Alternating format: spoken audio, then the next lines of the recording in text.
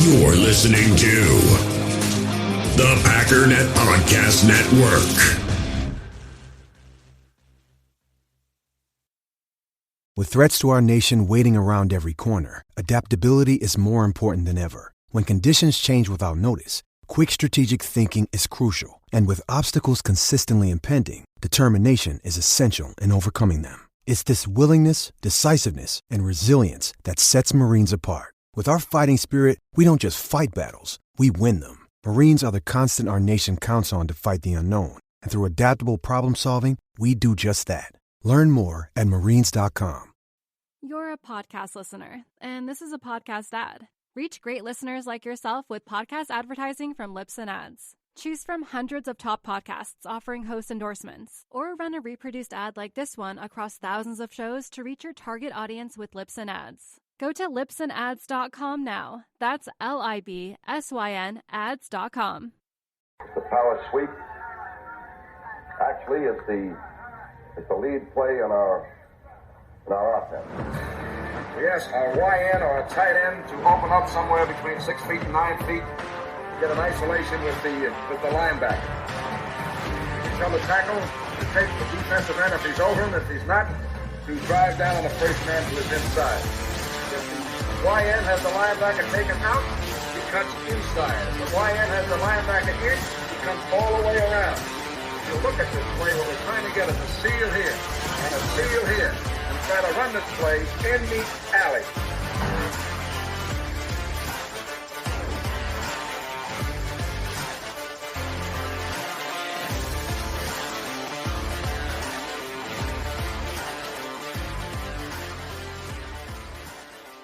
What's up, guys? Welcome into Packers Total Access. My name is Clayton. You can check us out on packernet.com. Find me on Twitter at Packers_access. Joined alongside Tim live in Green Bay. We got Emilio in Tennessee. Jacob is somewhere just putting the schmooze on some lady somewhere. I guarantee he's laying the charm on wherever he's at this evening. Because he's at work, I doubt it. But anyway, Tim got that fresh new shirt I see there, Hoss. Hold it up there for us. Show us. Let's go. We're on the clock. Crisp. It's time. Hey, grab the hat. Shout out to the missus. Right, she got me a shirt, so we're ready. The clock has started. The draft game ball has made it to Green Bay, along with like 500 million cyclists that rode with it up here. It was pretty cool. Kind of passed the torch. So the draft is it's officially draft season for the Packers, man. Little less than a year from draft day. It's going to be fun, boys. Absolutely, man. M. Smitty said hashtag free Emilio work. So we got Emilio back today. Love to see it. I heard mumblings on the last pod there. Jacob was under his breath talking about some stuff. Yeah, that's how Jacob rolls, man. You know how it goes. Eric Sutherland. Oh my gosh. You're an amazing person. You know that, don't you? So since we kind of led off with the draft here, why don't we get into the video that we had, Tim, that you sent over? And basically what Tim was talking about, they kind of handed the ball off today, passed it on from Detroit to Green Bay. I love what Tim said offline. He said, all right, yeah, the ball made it up from Detroit. Glad y'all made it out alive. But here we go. It's so true. Anyway. How'd they get up? They drive it up? What'd they do, Tim? Some dude run it up there? I think a little bit of everything, yeah. I think it was like planes, trains, and automobiles kind of deal. Like Forrest, I'm going running? Yeah. No, they actually came over on the Lake Express, so they came across Lake Michigan. Oh, nice. On the ferry, and then they rode it up to Green Bay. So I believe they started in downtown, and then they just got over to Lambeau Field. They just wrapped up maybe 10 minutes ago with the ceremony and everything. So, but we've got a little bit of video from that presser with I believe we got Mr. Mark Murphy at the podium, right, Clayton?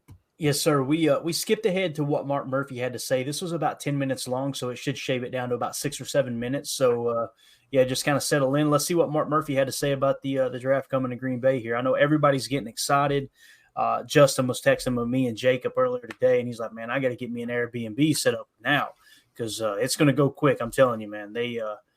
We were going to stay up at Sturgeon Bay, and we decided on, the great city of Green Bay and got a little closer to the stadium. But it is prices are more than inflated, and those houses are going like crazy right now. So if you guys and gals haven't booked yet, make sure you do that because they're going to go quick. But here's Tim's debating whether or not to flip his house for the week. Exactly. Sleep in a tent in the front yard, make like $3,000. You know what I'm saying? But here's the Packers president, Mark Murphy, and what I guess is his final year. Or will next year be his final year? Is it next year? No, this is his last. I believe this is his last season as the president. Wow. And I'm sure it'll be similar to like Bob Harlan. You know, he hung around for a couple of years and kind of helped bridge the gap, you know, before he technically stepped down, you know. But I think Mark Murphy's done a good job. But let's see. It's cool that they got this draft to Green Bay before his tenure was up, you know, because this is something that he wanted to see for a long time. But here we go, Mark Murphy. I know everybody likes to look at him like, look, who is this Opie Taylor looking cat? And he's old and decrepit and this and that. This dude was an NFL football player, played safety, led the league in interceptions one year.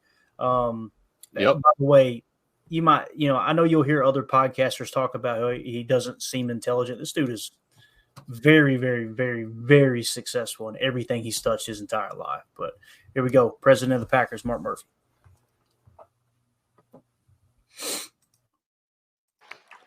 So I'm going to say a few words, but I was wondering, could you hold this ball for me? There you go. Oh, you got your cell phone. What are you supposed to? There you go. How's everybody doing? Everyone having fun yet? So I'll try to be brief, but we are so excited to be here and welcome our writers to celebrate our Packers' unique tradition. I really think the bicycle tradition, which started in 1958 with Vince Lombardi, it's something, I think, the most special tradition in the NFL. It's the connection between the community and the team, and particularly the kids, and just really proud. And you'll see it's going to be an integral part of the draft for us.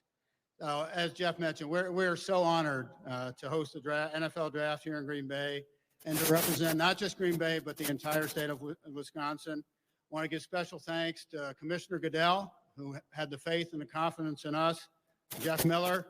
Jeff was an easy sell. I shouldn't say that. You can say he's and everyone at the NFL. We're by far the smallest market to ever host a draft.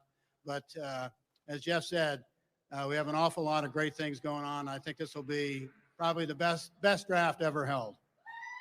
Yes. So earlier we were in Milwaukee. We had a chance to thank Governor Evers, who's been very, very supportive, Secretary Sayers, and the Wisconsin legislature for their support of the draft. Now the attention turns to Lambeau Field, the Packers, Green Bay, and the entire state. Yes, you followed us. She was in Milwaukee. She is the most enthusiastic fan we have. Thank you. And it's an opportunity for us to celebrate football and welcome visitors. Preparations have been undergoing for years, as Jeff said. Shortly after the league started taking the draft on the road, we petitioned the league and said we really want to host it here in Green Bay. With our history and our tradition, and is there a more iconic stadium in the NFL than Lambeau Field? No. We have such a great team here in terms of our Packer employees. Really want to give a lot of credit to Gabrielle Dow, who's kind of led the effort. Where's Gabrielle? Raise your hand. Our team included Megan Roberson, Candy Goltz, Aaron Popke, who you heard from, Anna Jacobson, Krista Jorgensen. You're an amazing person. You know that, don't you? Jen Pretzborn, Seth Hatherley, and many, many others. Would also want to thank our senior executives, our senior staff for their support of the pursuit of the draft and now all the plans that are going into actually hosting it. Ed Policy, Russ Ball, Craig Benzel, Doug Collins, Nicole Lavina, Maureen Smith, and Jason Wallers. How about a round of applause for all of them? And then our board of trustees and our Packers executive committee, led by Susan Finko, our lead director, have been so supportive all along, and this wouldn't have been possible without their support. And many, many other members of our staff. have been, and will continue to work hard to have this be the best draft yet. You know, another part of our great team is our host committee, led by Chair Michael Haddad and Vice Chair Kate Burgess. Other committee members include Nancy Armburst and former Packer player George Kuntz. How about a round of applause for George? Yes. I don't know. Did they do that? We did it for John Kuhn. I'm not started. Well, in order to be able to host an event like this, we really needed to raise an awful lot of money from donors, and so many have stepped forward across the state.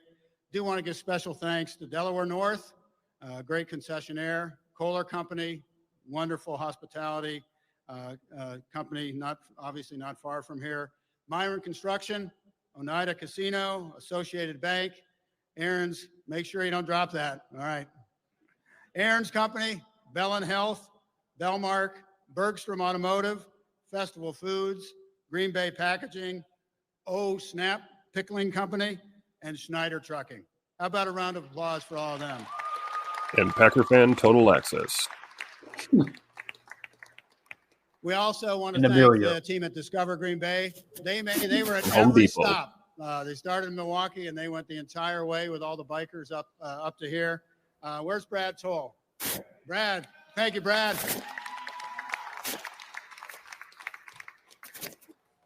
And we have many, many community partners who have been instrumental and will be instrumental in hosting the draft. PMI, City of Green Bay, Brown County, and the Village of Ashwaubenon. We're looking forward to the impact this will bring. Jeff has set the bar high. It's going to pass 770,000. We know there'll be a huge crowd. We're excited about it. This will be the biggest event ever held in Green Bay, and we're really, really looking forward to it. In addition to the visitors here in person, millions will be watching on TV, and the economic impact will be more than 90 million across the state. So it's really significant. It'll be a 3-day commercial for Green Bay and Wisconsin, and how special it is to live here and all the things that we have and enjoy. Really very fortunate.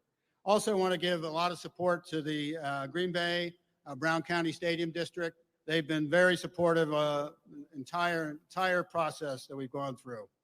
So now that we know we're on the clock and the Green Bay, we're here and Green Bay is up next, let's unveil the clock that will count us down and continue to build excitement for this once-in-a-generation opportunity. Can you all follow me? Everyone with me. 5, 4, 3, 2, 1. Oh! How about that? Thanks again for coming. Build the statue. Just put Mark Murphy out there, right around the corner, just past Vince and Curly. Give him a statue, man. Yeah, man, what he's done is truly remarkable. And, the big thing, too, with Mark Murphy, we talk about how we're a publicly owned team, and thank God we don't have some crazy owner that's just stirring up trouble. Mark Murphy is the acting owner, essentially, is what he is, right? Notice how he stays out of football operations, stays completely removed from it. Yep. And, in some cases, as much success as he's had there with the business side of Titletown and every other project that he's kind of headed up there, it would be real easy to let your ego get a little out of whack and be like, oh, let me step in here and fix this. Let me make sure this is running right. And it's important. It's really important that one of the most important qualities in leadership is checking your ego at the door and letting other people shine, right? And doing the dirty work behind the scenes. I think that Mark Murphy's done a real good job at that. But Emilio, how excited are you for the draft next year, bro? Dude, this year's draft was just a teaser, right? Next year is going to be unreal. Jacob's going to know what a cannoli is. We're going to see, we get to see the stadium, the hustle bustle. I didn't even get to really see Titletown when I was there last time. So I'm, excited to walk around, see all that. And, kind of just take it in a lot more. Like he said, it's a 3-day, ad basically for Green Bay and how amazing it is. And Shit, man. We're gonna be partying like Roxbury. Bro, it's gonna be awesome. It's gonna be absolutely awesome, man. And I seen a couple comments come through here. I think I got them starred. Deadfish says we're all waiting on the invite from Clayton.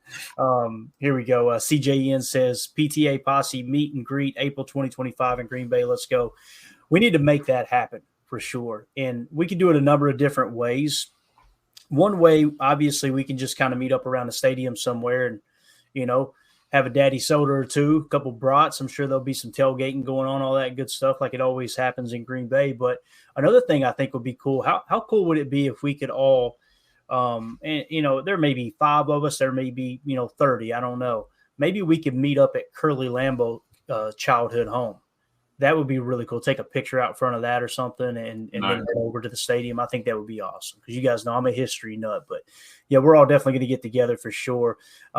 Unfortunately, with the Airbnb, they are very, very strict on how many people you have at the house, or else we would have us party. I promise you that. But it's literally like however many people you signed up to stay in the house, you are not allowed to exceed that. They're very, very strict, and it's probably a good thing, or else me and Emilio would end up in the clink. Mm-hmm. That's exactly what would happen. Get out of hand. But I'm with you on the cannolis, man. There's gonna be good food. There's gonna be good food. There's gonna be, like I said, we're gonna have cannolis. It's gonna be awesome, and I'm excited about it. So let's see here. Michael actually made a comment here. Michael Redden said Clayton should go out tonight to make sure he's with us tomorrow for the schedule. Appreciate you looking out for me, Michael. The plan is we've got tomorrow. We're going to be doing the schedule release show for sure. We'll go live at like I said, 7 Central, 8 Eastern. That's right around the time that it drops. Now it may leak out before then. If it does leak out, guys, we're just going to have the schedule and we're going to roll with the show and kind of break down the schedule. We're not going to wait around until the actual unveiling or what have you. But yeah, the plan is to do a show tomorrow, but I'm going to be off on Thursday. Okay. So if the guys still want to do a show Thursday night, that's awesome. But me and Mandy, we've got reservations to go out and celebrate the anniversary on Thursday night. So that's going to be the plan there. So again, if you guys put enough pressure on Tim and Emilio and Jacob, maybe they'll do a show Thursday night. We'll see. But good stuff though, Michael. Yeah, we got it squared away, buddy. Coach Lynn brings something up. He says Colts at Green Bay week 2. Ross Uglum, if I remember correctly on Twitter, seemed to have leaked that out a bit. He had heard from what seemed like a pretty good source that obviously week 1 we're going to be playing the Eagles in Sao Paulo, Brazil. I hope I'm saying that right. And then week 2, the rumor is the Indianapolis Colts will be coming to Green Bay. That's exciting. Tim, we always talk about we want a home opener, right? But, in week 1, this is the closest thing to it, man. Week 2, not too bad, man. There's been some years it seems like it takes 3 or 4 before we get to Lambeau, right? Yep, absolutely. And it's also nice that if that is the case, that with the travel and everything, it looks like we won't have a divisional game until probably week 3, 4, or 5, something like that. So that's kind of nice too. We've got, non-divisional and then a non-conference opponent to start the season. Way to ease your way into the year. I like that. Oh, definitely. I mean, not all that pressure. Obviously we're just playing the Bears, but like not all that pressure the first game of the season and stuff, and then going from there. I like that, Tim. Get back up into the States and then let it ride from there. Yeah, definitely. Jake Shavik in the chat says Jordan Morgan versus Latu rematch will be fun if Morgan starts at tackle. Pittman, Mitchell, Downs versus Jair, Stokes, and Bullard would be awesome too. Plus 2 young guns slinging the rock. If our boy Richardson is healthy, right, quarterback for the Colts, and I'm assuming he will be. I think everybody's assuming he will be. Him versus Jordan Love is just going to be absolutely awesome. That's going to be must-see TV. And at Lambeau Field, you guys know that'll be September, so it's just going to be beautiful. As my man Wayne Larrabee always says, a sun-splashed afternoon at Lambeau Field. Man, it doesn't get any better than that. What should be a night game now that I try to speak? Right. I love those day games. The noon games are my favorite, man. I don't know how you guys feel. What's your all's favorite kickoff time? I like the noon games at Lambeau personally. Are we going to it, or are we watching it on TV? Let's just say watching it on TV. Just any. If we're watching on TV, I like the 12s, just so that we can hammer it out. and still got some ball left at the end of the day. Hammer it out so you can get hammered. And yeah, right. We got enough hours in the day to catch up. But no, even the game I went to was early too, so that was why. Yeah, I got you. What about you, Tim? What's your favorite kickoff time, man? Anytime, man. Anytime we're playing ball, I love it. But if you're gonna make me choose, I'll go prime time, Sunday night football under the lights. Yeah. Gotta love a good prime time game, man. I hear you. Whether you're watching on TV or if you're there, Yeah. AFM in the chat say Clayton wishes games were at 7 a.m. There's a lot of truth to that. Yeah. No, those are only the JV football games, AFM. Saturday mornings. Before all the real fans sober up and make it out to the stadium, right? JV's out of the way, now you're ready to go. Yeah, love it. Oh, look at this. Roger Davis asking the tough questions. Given a choice, would you go to Brazil or go to Green Bay for the draft? Green Bay for the draft. Green Bay for the draft. You get 3 days versus 1. I mean, they're only an hour ahead of us, Clayton. So they're 2 hours ahead of Green Bay time. That's not terrible. That's not a bad time change. We're going to be fine for that. It'll just be the flight getting them down there. Definitely. Dick in the chat says 3 o'clock. I'm assuming kickoff time. Yeah, it's something special too. Like when you get past October and those shadows start getting a little longer. If it is a sunny day at Lambeau and you get that shadow casting across Lambeau Field at it's 4 o'clock my time, obviously 3 o'clock your all's time. Absolutely awesome, man. I don't see a problem with that either. In the hobby, it's not easy being a fan of ripping packs or repacks. We get all hyped up thinking we're going to get some high-value Jordan Love card, but with zero transparency on available cards and hit rates, it's all just a shot in the dark. Until now, introducing slab packs from arenaclub.com, the only repack that provides real value, a complete view on all possible cards, and clear hit rates for each one. Now when I buy slab packs on Arena Club, it finally feels like I know what I'm getting. And honestly, the best thing for me and my son is the fact that we're kind of novices into this. When I walk into a card shop with my son, and a card says it costs $40, kind of just taking his word for it that that's a good value. So I appreciate the transparency on grading, as well as just getting excited about seeing what you could potentially get. Right now, you can get 10% off your first purchase by going to arenaclub.com/packdaddy. Wow, that's crazy offer. 10% off a $400 slab pack. That's $40 right there. Anyways, that's arenaclub.com/packdaddy for 10% off your first purchase. We all have smartphones, and we all know they're pretty amazing, but they also can be amazingly distracting, especially when we're around other people. So US Cellular wants us to reset our relationship with our phones by putting down our phones for $5. That's right, a company that sells phones wants us to put down our phones. And to see what we find, learn more at uscellular.com/built for us.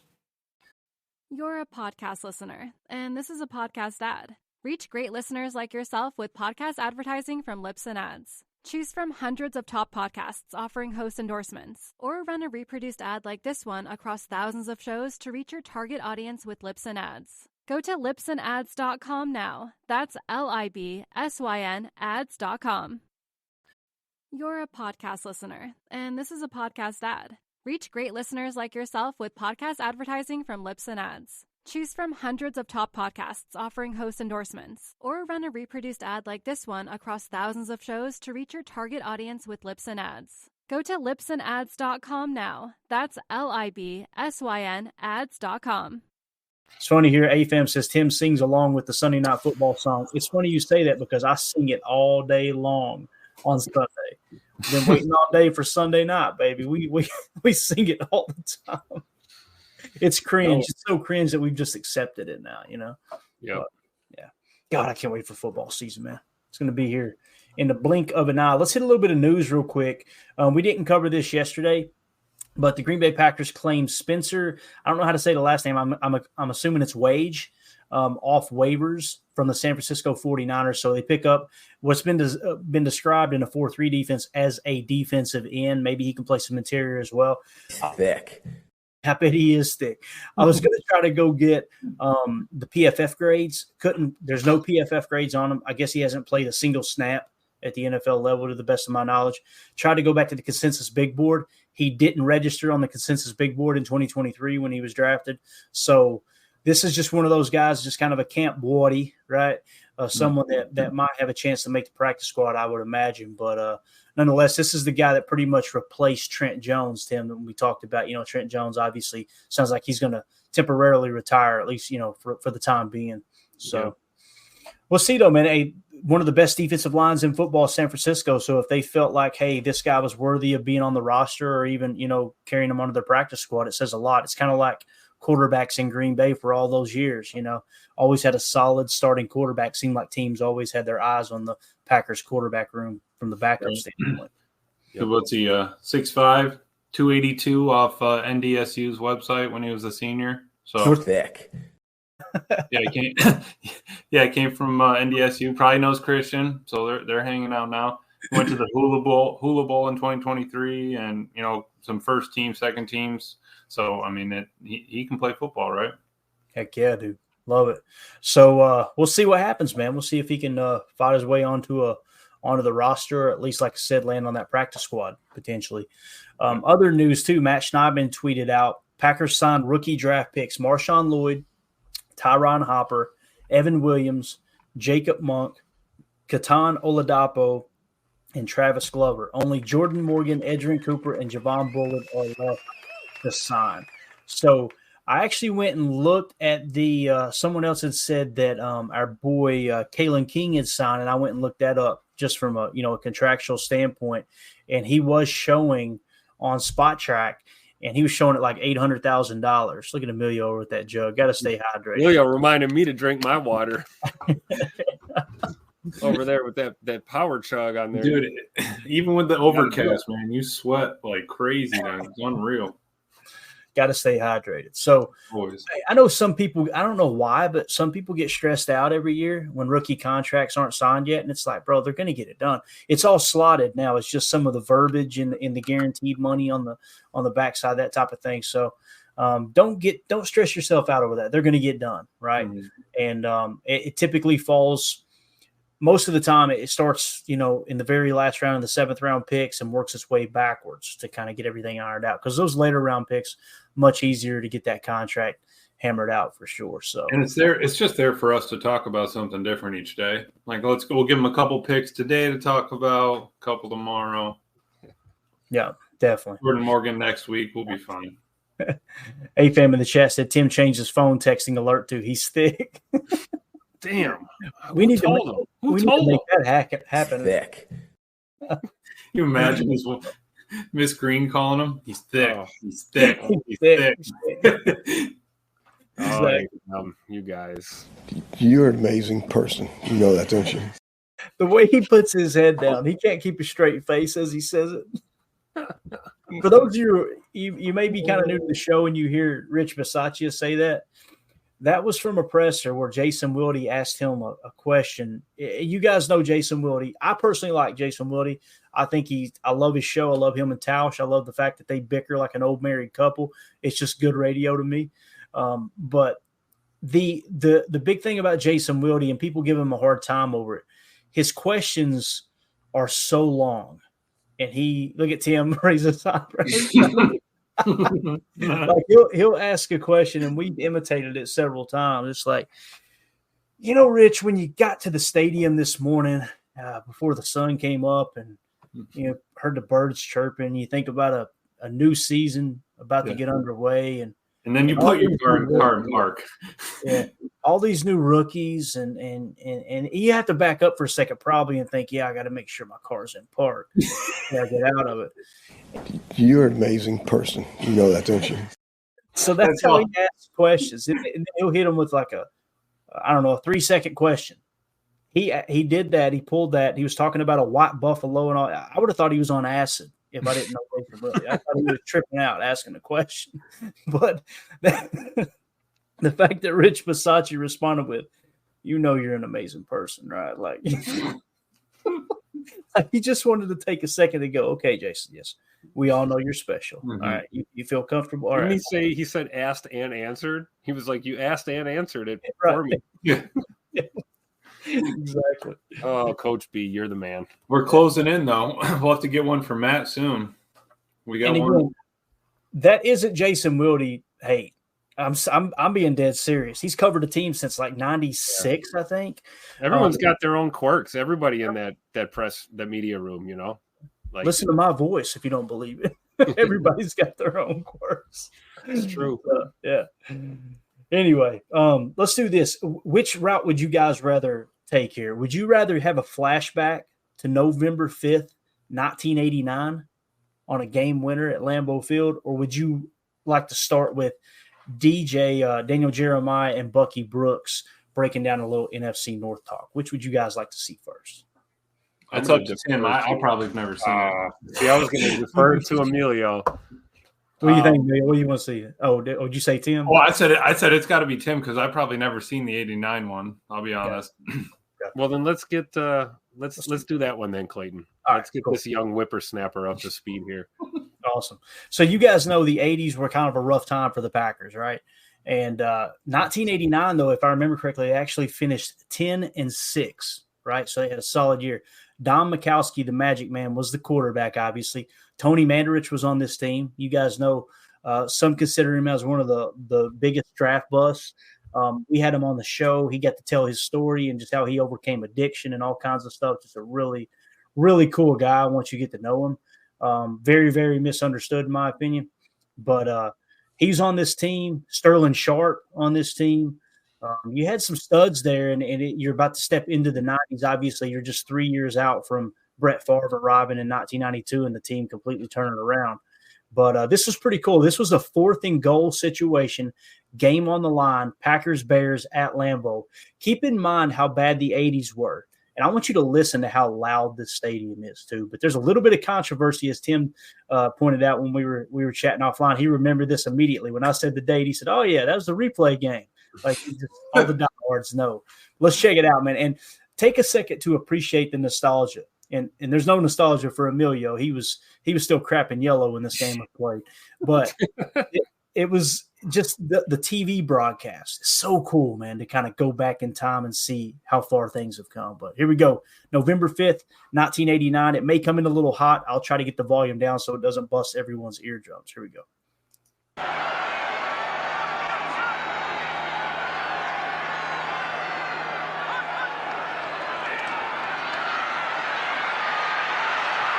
Mikowski throws, touchdown! Sterling Sharp.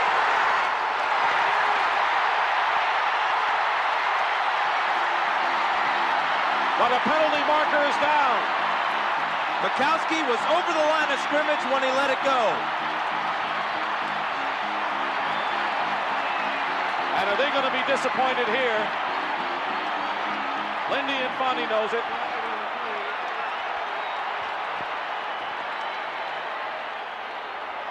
Well, the passer is beyond the line of scrimmage, and it's lost it down. First down. And the Bears take over. But do they?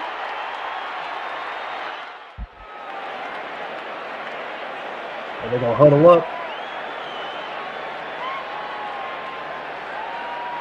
They're reviewing the tape right now, and you can take a look yourself. 15 is the line of scrimmage. Was the 14-yard line.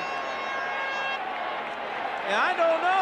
I think we got to take a look at this because his right foot was on the 15 when he let it go. Check it again now.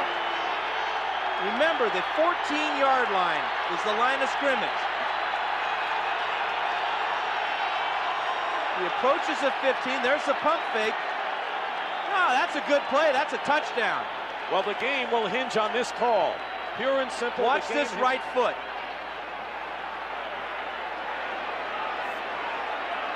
Clearly on the 15-yard line. Look at this poor guy. He's got to make the decision, right? Here comes. He's sweating. We would look at him if we could even see him. Listen to that crowd, man. Ditka. Look at Ditka ready to blow a fuse. Yeah, I've seen that. Look at Ditka. Look at this birth control hat Mike Ditka had on. Right? You ain't getting nobody pregnant wearing that hat there, Mikey. Sorry, bub. It looks like he's about to be somebody's caddy on the golf course.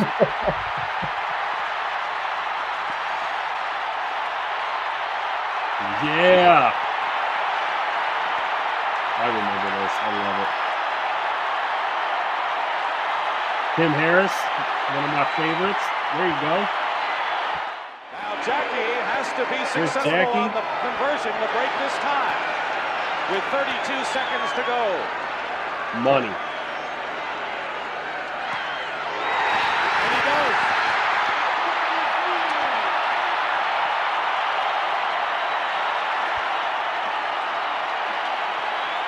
The Bears still suck. Love it, man. So much fun.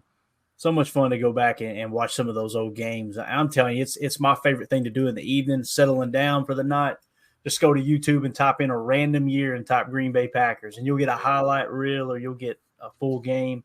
Just absolutely awesome. That's my man. childhood right there, Clayton. Taking me back, man. Nostalgia, dude. That's what the off season's for too, right? We get so caught up in the rush of the regular season. We're trying to do Chalk Talk episodes. We're trying to do post-game shows. Take the off season and just go, all right, man, let's kind of walk back down memory lane. Pretty cool. Prince in the chat said, I was in a bar in Prescott, Wisconsin with mixed Packers, Bears fans because it was blacked out in the Twin Cities. A near riot ensued, and they had to clear the place. Love it. Absolutely love it. AFAM said, did Green Bay Elementary paint the end zone? Hey, take it easy. Take it easy over Easy there. on those guys. Yeah. Yeah, you can see Doug here says Tony Mandarich for the win. You can see Tony Mandarich run up and hug Don Mikowski. Pretty cool, man. Cool stuff there. So Don Mikowski was the first quarterback I remember actually cheering for as a kid. That was my first Packers quarterback. And you're right, though, Clayton. I mean, really, he kind of set a lot of that foundation for when, Brett was going to come in a few years later.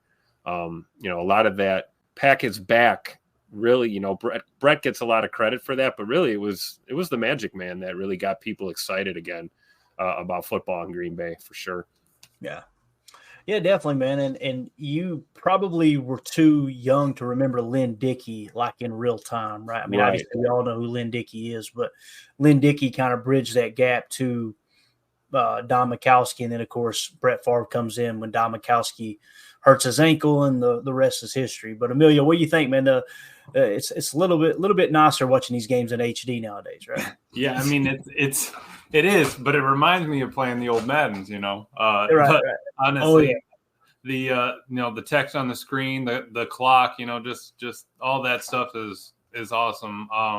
Laid across the middle, right? Yeah, across the body, but it worked, right? So no one worries about it, and it's just cool, man. It really is cool to go back and see that. The history came from somewhere, right? There were always people before us doing it. We got to thank them for getting us where we are now. Absolutely, man. And again, the thing that stood out to me was just how loud that crowd was, man. It was roaring. It was packed out, man. No doubt about it. So, all right, let's jump over to the Daniel Jeremiah, Bucky Brooks audio here. It's not very long at all. This came from their podcast that dropped, I think, earlier today or maybe yesterday. And basically what they did was they went around the entire league and they said, okay, who won each division and who amongst the other three teams in each division has the best shot of knocking off the division champs from last year, right?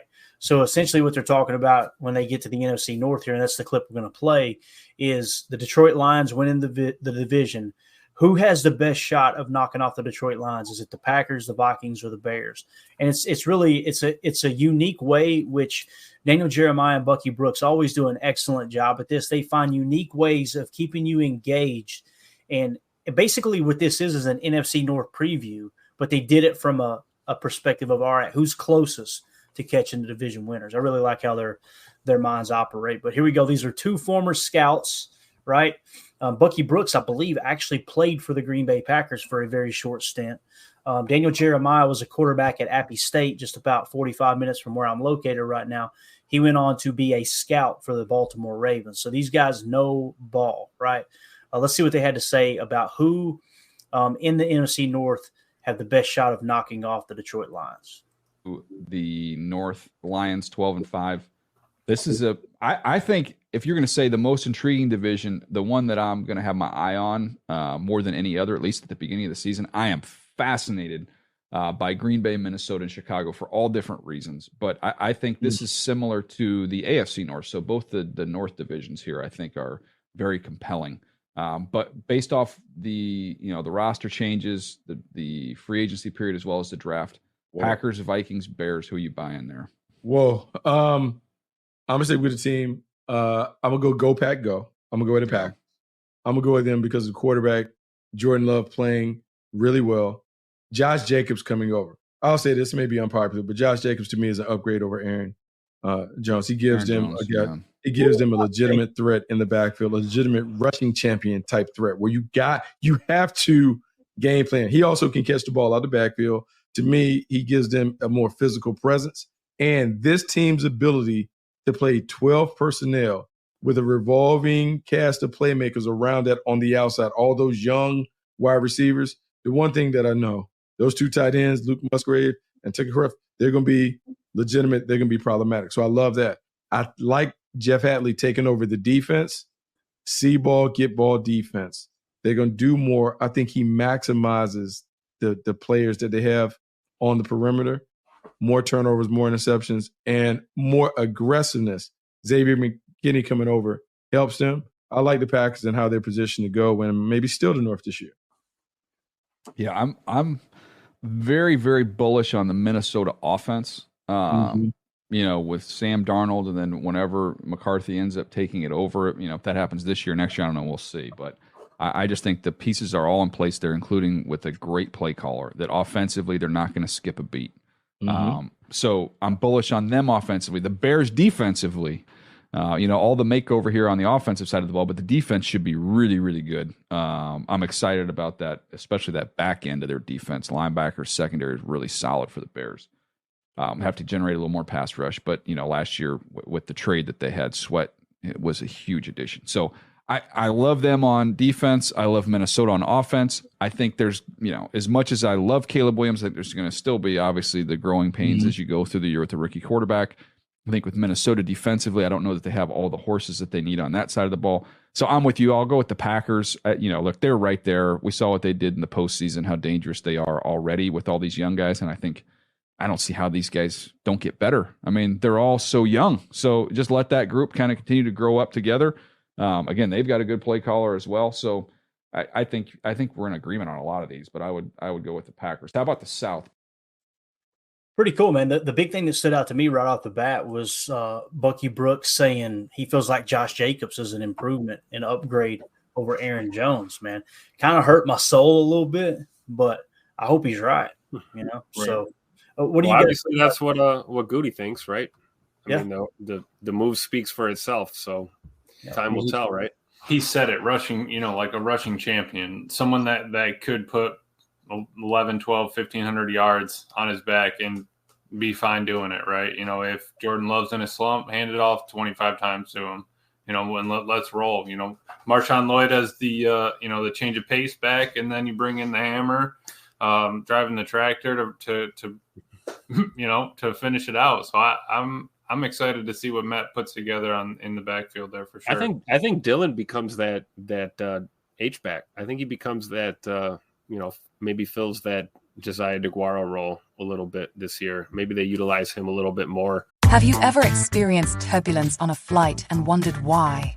And you can see all the terrain around you. You've got no issue with visibility or anything? No, everything's PG. Maybe you've sat on the tarmac for hours wondering why your plane isn't moving. Well, we're outside here. They're saying the ramp is closed. They won't let us park because of Air Force One. Listen in on the conversations between pilots and air traffic controllers on the Air Traffic Out of Control podcast. 512 Whiskey declaring an emergency. There's smoke in the cabin. I need to make a landing right now on 31 left. We have the most interesting, wild, and funny ATC recordings you will ever hear. Check out Air Traffic Out of Control wherever you listen to your favorite podcasts. In the passing game, so maybe a little 32 personnel, Tim. Maybe a little wishbone in the back. Maybe a little wishbone in the backfield. I'm over here saying, God, I hope we stay in 11 personnel, and y'all talking 32. I'll tell you what, if we run that, I'm telling you, Maddie's he's gonna pass out of it. We're not gonna run anyway. Right. He'll give that look, and we'll end up throwing anyway. Y'all gonna break out the old Notre Dame Curly Lambeau box offense there, man. So what happens? Should we got to figure out something. If Matt runs out a 32 offense, I will absolutely freak out. Dude, then we know he's gone full Tupac LaFleur. He busts that out, We man. need to get him a pair of sunglasses. We'll ship it to Green Bay and say these are for Matt on the sideline, because dude is absolutely playing chess, not checkers on the field now. You're an amazing person. You know that, don't you? Oh man, but yeah, obviously they both ended up picking the Packers to have the best shot of unseating the Detroit Lions as the division, winners there. I think Detroit's a solid team, but I'm going to say this, and you guys know me by now. I'll joke a little bit, but I don't like disrespecting opponents. Like I don't understand, and there's nothing wrong with it. I just don't. I guess I understand. I don't relate to the fans that just want to argue with other fan bases. Like, it's so much wasted energy, in my opinion, that I want to be trying to learn something. I want to try to prepare myself for the season a little bit better, rather than just, hey, let's go and piss off some Bears fans or what have you. So I don't mean any disrespect to Detroit. I think their team is built really well. I think last year we talked about it for 2 years. This is an up-and-coming team. And they finally arrived. The problem they've got now is what might creep in is something that Coach Riley used to say, old basketball coach for the Miami Heat. What was his name? He had a book that he wrote too. What was the basketball coach? Pat Riley. Pat Riley. There it is. He said, the disease of me, right? And it can run rampant through an organization. Now, I think Dan Campbell probably is the most equipped head coach in the entire league to handle that type of situation. But the reality is, you just paid your quarterback a ton of money. You just paid Amon-Ra St. Brown a ton of money. You just paid Penei Sewell a ton of money. That's going to tighten how much money gets pushed around in the rest of the organization. And sometimes that can create that disease of me. People start looking up like, dang, man, we're paying 3 players a large majority of the money. What about the rest of us type thing? There's a reason that there's so much parity in the NFL that every single year it just seems like the league can get turned upside down, other than the Bears always sucking, right? Teams are just constantly, shifting around, and one year a team will be horrible, and then the next year they're in the playoffs, right? That's how the league is designed to work, with how the draft works, how the comp picks work, so on and so forth, salary cap, everything. But for me, I look up and I look at the Lions and I look at the Packers and I go, on paper, the Lions are built a little bit better for a dogfight, for like a barroom brawl type, close quarters. But man, when you look at what Matt LaFleur did with the passing game last year with Jordan Love at the helm, there's going to be some bombs being dropped on Detroit this year. I believe this team and these receivers on the offensive side of the ball, especially, is going to be so much more well equipped to take on the Detroit Lions. And again, we forget, but beat the Lions on Thanksgiving Day, and it wasn't even close. I mean, it got close toward the end because we took our foot off the throttle. You don't want to show so much on tape, but let's go around the horn with that. How do you guys feel? You feel comfortable that the Packers could potentially unseat the Detroit Lions, Tim, or do you think it's going to be one of those neck and neck type things? Because we had a good year last year. Boat raced the Dallas Cowboys in the playoffs, right? But we forget we were a 9-8 team, right? We finished. So I think we lose sight of that. I don't mean to be a Debbie Downer. I'm just trying to put things into perspective. Like, hey, man, we were almost a 500 team, right? You're talking to the right guy, man. I went to the first matchup with Detroit Thursday night. That's right. You were in the stadium, wasn't you, bro? Yeah, when we got boat raced, and so I don't forget that. And I will say this: I'm not afraid of them. We're not afraid of the Detroit Lions, but I mean, clearly that's where the road to the division goes through until we change that. It's up to us to unseat them as division champs. I personally, would love another division title, but we don't hang those. We hang those division banners in the Hudson Center, like, whatever. That's not a big deal. We don't hang them up in our rafters in the stadium like some teams do. So I think the important thing is I think it's going to come down to Green Bay, Detroit when it comes down to, who's really going to be representing the NFC North in the playoffs, because, if things would have panned out a little differently for us last year, we would have probably ended up playing Detroit for a chance to advance. So I think it could come down to that kind of scenario this year. I think both of these teams are going to have really good years. When it comes to the division, man, in my opinion, it's Detroit and Green Bay are at the top, and Chicago and Minnesota fighting for third place relevancy kind of thing. It's just super early look at it before we really get into the year. But I feel confident in our squad. Obviously, Detroit has a healthy respect for our offense and our receiving core, because they went out and stole Ennis Rakestraw Jr. off the draft board there, and took some other guys in their secondary as well. So they're clearly trying to tune up here on the defensive side of the ball to take on Matt LaFleur and the Packers twice a year. So see what happens. Mm-hmm. Definitely. What do you think, Emilio? Like what Coach said here, Lions will be in cap hell soon. That's the truth. They still got to pay Aiden here in a sec. And, they're running out of money. Like you said, we got too many at the top and, not enough at the bottom, a little top heavy. I also kind of like what Prince said. They are starting to feel that pressure of their window. Once you pay all those guys, you're committed, right? We got a window of our top 4, top 5 guys, and we need to make something happen in this window with whatever we can fill in the bottom, whatever we can churn out, whatever we can get out of, the lesser paid, because we're not going to have all that money to move around. So I think we have a shot at it. We got a bunch of talent and a lot of players that are young. So I'm ready for it. I just hope that they're ready to show up. Tim really hit on all those points. This team's young, ready to go.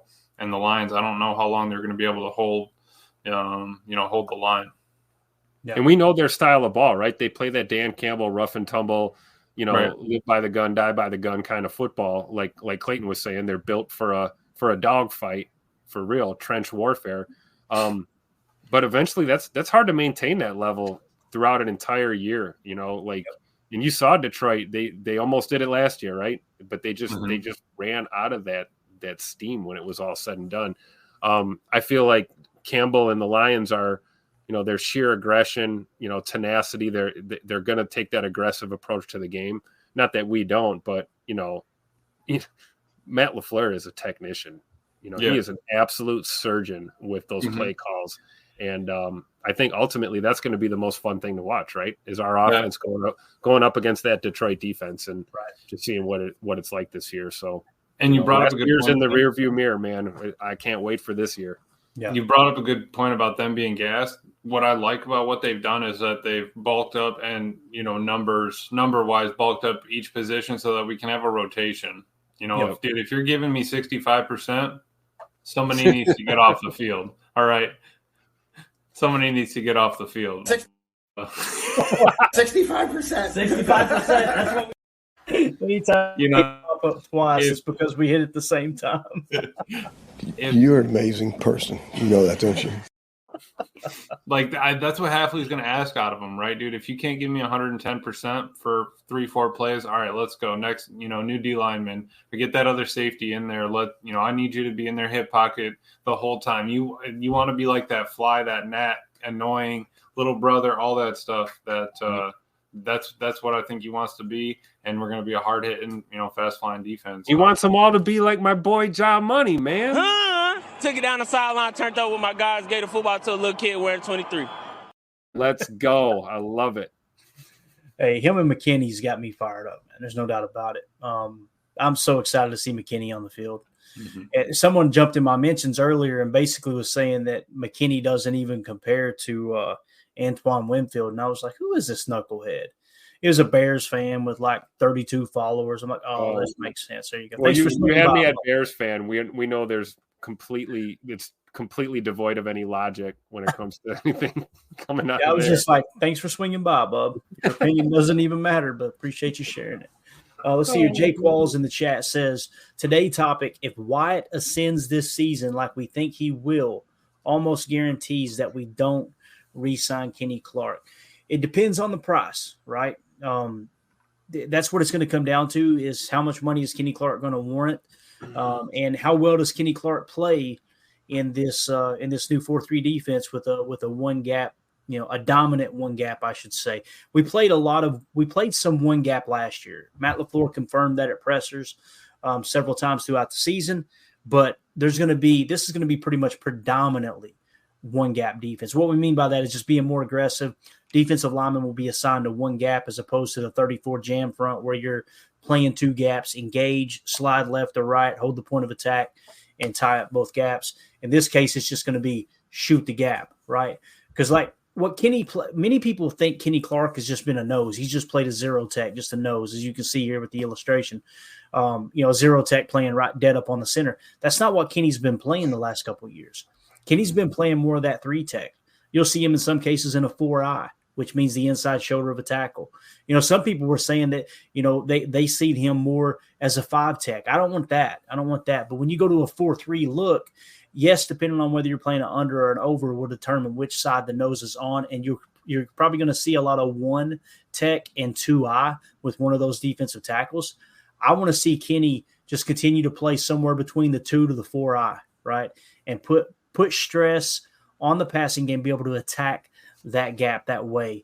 That gap being the B gap in between the guard and the tackle. That's just me personally. Now, when it comes to him and Devontae Wyatt, Kenny is definitely more equipped to play that one technique if you are going to, not play an even front.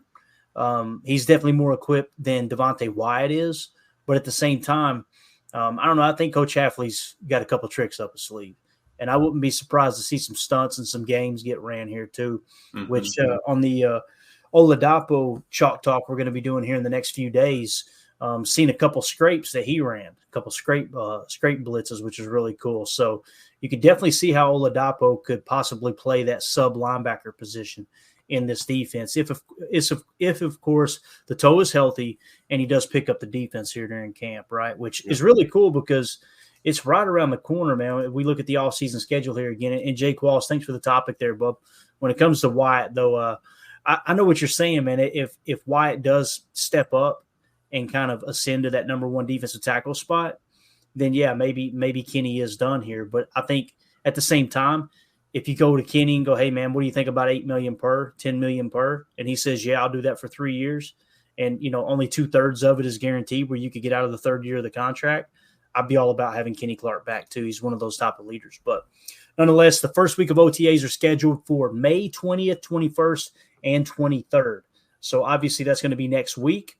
We're going to have a large majority of the team in-house. Those who want their workout bonuses, obviously, are going to be in here and ready to go. It's going to be, like I said, we got mini camp, then another mini camp at the end of May, if I remember correctly, another mini camp in June, and then it's going to be training camp. We're ready to roll. But tomorrow we have got the official schedule release.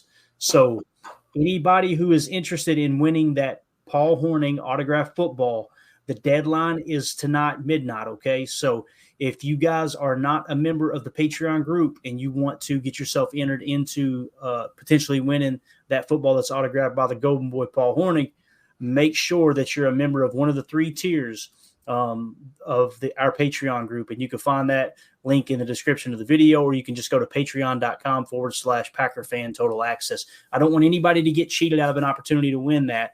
And you guys, someone pop in, become a Patreon member the day after we gave away the football. So just know if that's something you want to put yourself in a position to potentially win, make sure you're a member of the Patreon group by midnight tonight. That'll be the cutoff.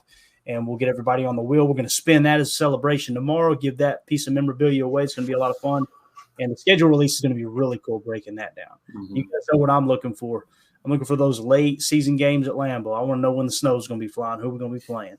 And let's hope it's a team from Cali or Florida, right? That's what I'm looking for. Yeah. What you're waiting for? You're waiting for that Tennessee game to drop so we can figure out what the plan is. Yeah, Mandy actually asked me about that today, and I said, I've got so many dates and information in my head right now, I couldn't remember. So we are playing at Tennessee this year. Is that right? Yeah, we need to make that happen. We got to make that happen for sure. She's already on me about it, Tim. She was like, Mandy's gonna start texting me, hey, we need to get this. Clayton's dragging his feet. What are we doing? Like, I have always wanted to go to a Packer road game. I have never been to a road game. So that Nashville, Tim, and we could get some good fried chicken down there. To quote the late great Green Bay Packer, Bob Barker, come on down. Tim. You know what I'm saying? Come on down. What position would Bob Barker have played on the Packers? Oh, he would have been he'd have probably been a tight end. I Tight think. end? Yeah. I like that. I'm thinking wide receiver or kicker is what I'm thinking. Okay. A little slim, you know what I mean? I don't know, man. He was throwing them pretty strong in Happy Gilmore.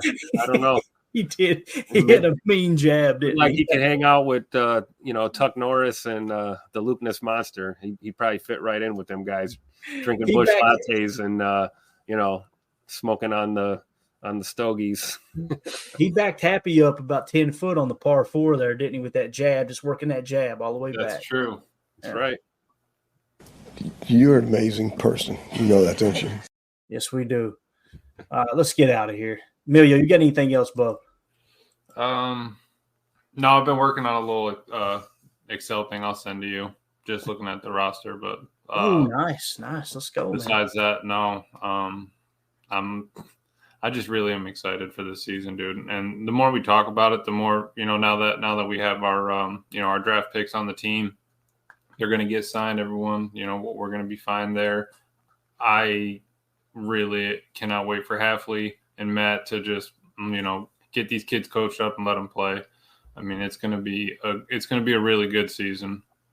Mm-hmm. Coach Lim with one final question here. We'll get out of here. He says, what position do y'all see us scatter shooting in the 2025 draft? That's a great question. When you think of the contracts that are going to be coming up here, obviously Kenny, but I kind of feel like if Carl Brooks plays the way that we think he's capable of playing, that he showed flashes of last year, and Devontae Wyatt does step up as well, I don't think you necessarily, unless the board falls just right, you wouldn't be scattershot in defensive line, even if Kenny's not on the roster. Probably be the same position we talked about this year, Tim, depending on how the cornerback room plays, because Eric Stokes is, as of right now, not returning to Green Bay next year. We'll see what happens. And you got a whole bunch of later round young studs. Maybe this is the year they actually pull the trigger on another corner, but we'll go around the horn with that one time. What do you guys think as far as positions of the 2025 draft, scattershot?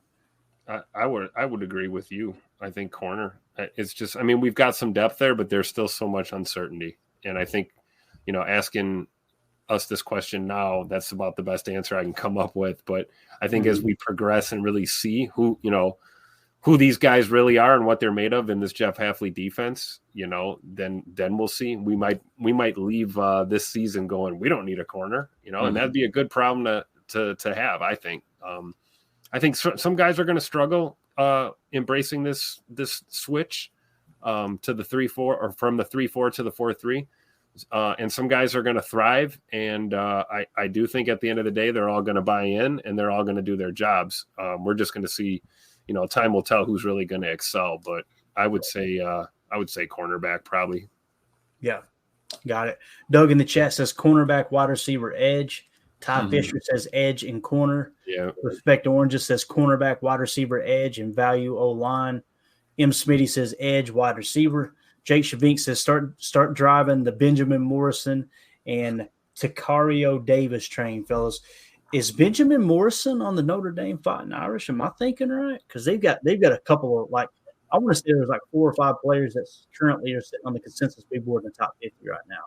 And there are serious talks in South Bend right now that Notre Dame is a legit national championship contender. So as a Notre Dame fan, I'm really excited about that, to watch how this season unfolds. It's all going to come down to Riley Leonard and whether or not he's healthy. But I've been tossing around an idea in my head about potentially doing a college football podcast on this channel too. It's just obviously with the channel being called Packer Fan Total Access, I don't want to, you know what I mean?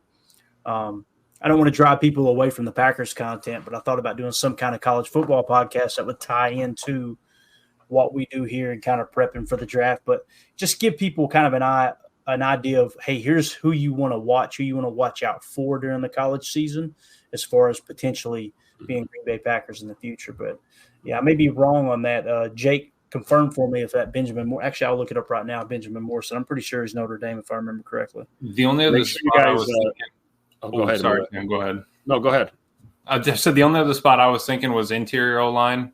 Take 2 or 3 shots at guard, center, and maybe 3 shots at guard. A shot or 2 at center, and just beef it up real quick. But Goody scattershotted the 2 he signed. I mean, I guess not running back, but safety. He signed a safety, so we also might not know that until we get closer and those kind of late signings as it comes up.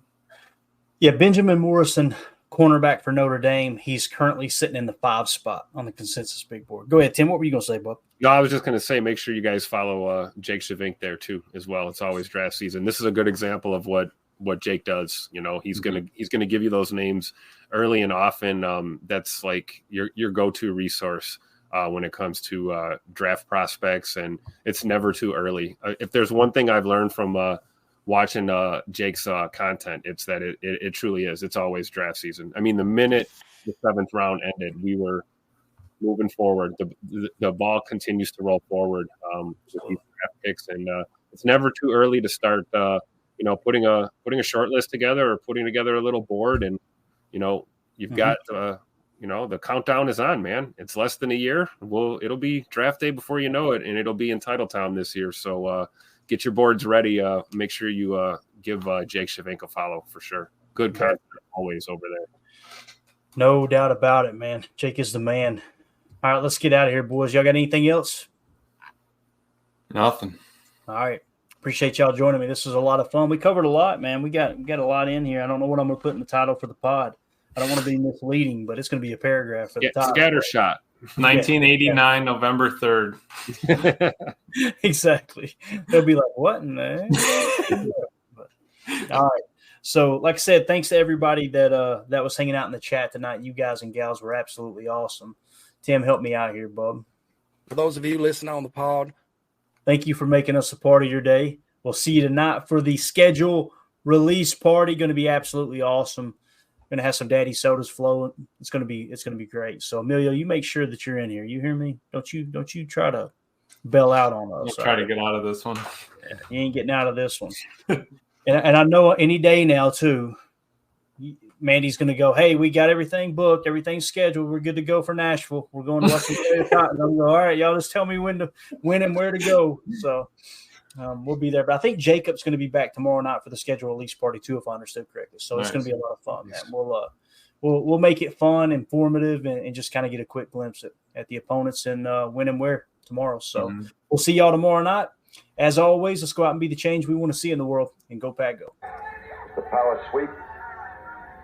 Actually, it's the lead play in our offense. Yes, a YN or a tight end to open up somewhere between 6 feet and 9 feet. Get an isolation with the linebacker. Tell the tackle to take the defensive end if he's over him. If he's not, to drive down on the first man to his inside. If the YN has the linebacker taken out, he cuts inside. If the YN has the linebacker in, he comes all the way around. You look at this play, what we're trying to get is a seal here and a seal here, and try to run this play in the alley.